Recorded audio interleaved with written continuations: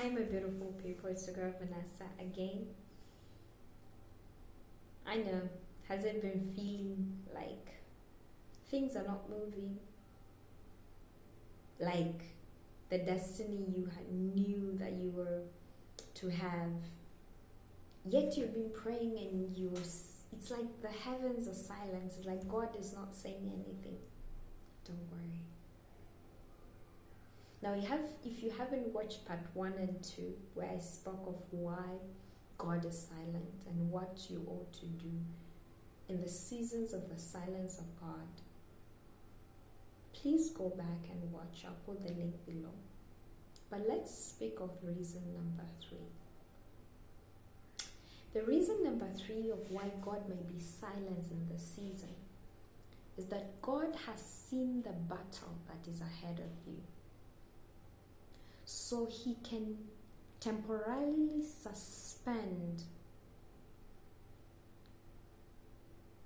something, a prophecy, and it's not to stop it, but to go ahead and clear a way while you're being trained and prepared. Because there are some giants, if you're not well prepared, they'll make you embarrass God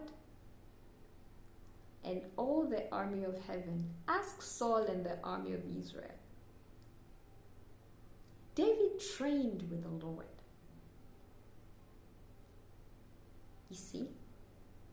But when the Philistines were so loud that Saul and his whole army couldn't hear the voice of the Lord concerning his faithfulness, his power, his mighty, they didn't even have a reference. God had to send David. Because Saul didn't have the level of preparation. That's why we need to watch part 1 and 2 that David had. There are some battles that God has to go before you.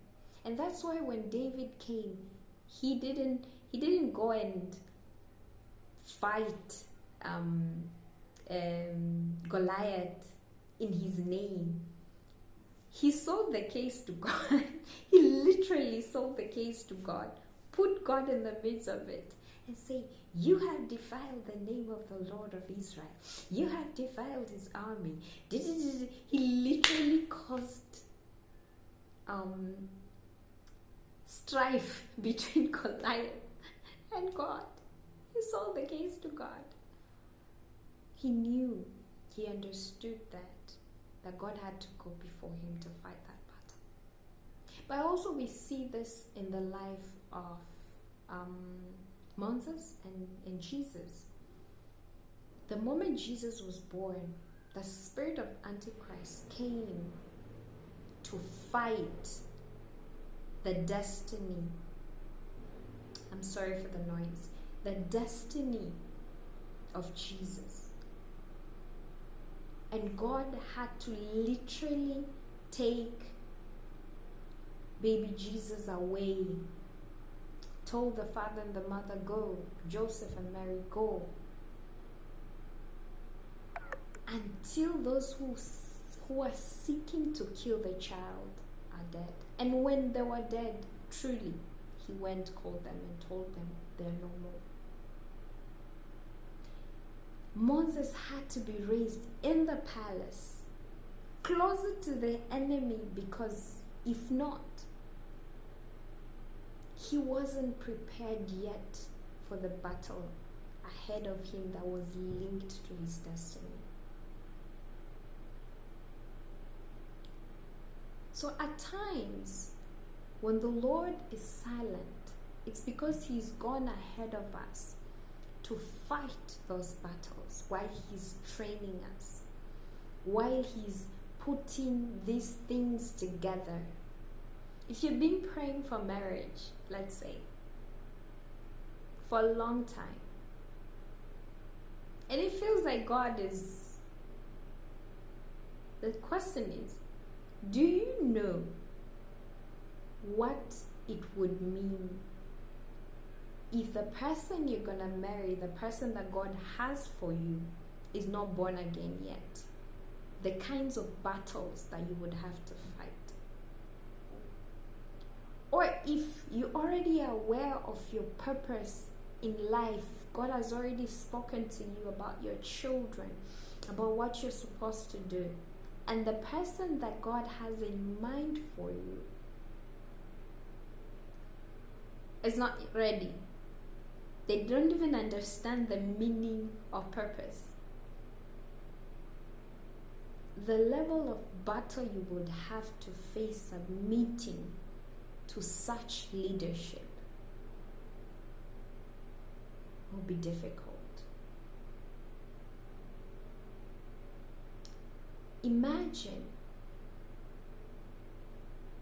if that promotion that is to come, if it comes now, you'll be under a very diabolical, manipulative leader. And you don't have yet the spiritual capacity and maturity and the mental maturity to deal with the circumstances that are surrounding such a leader. Do you know what will happen to you? It's what happened to Saul and the army of Israel. You'll be paralyzed. And everything that God has called you. God called Saul the commander of God's army. Yet, before Goliath, my God.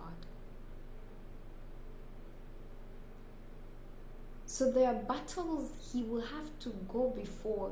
Put intercessors to pray for you. Bring people to prepare your way. Bring the right person. Fight the battle for the wrong person to go out. Can you imagine if Esther got in the palace, let's say as one of the concubines? It's not a good picture, but I'm saying in those days they were doing that. Or even one of the servants, let's say.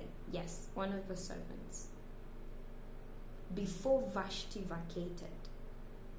Now, I am not advocating for divorce, one, or as much as I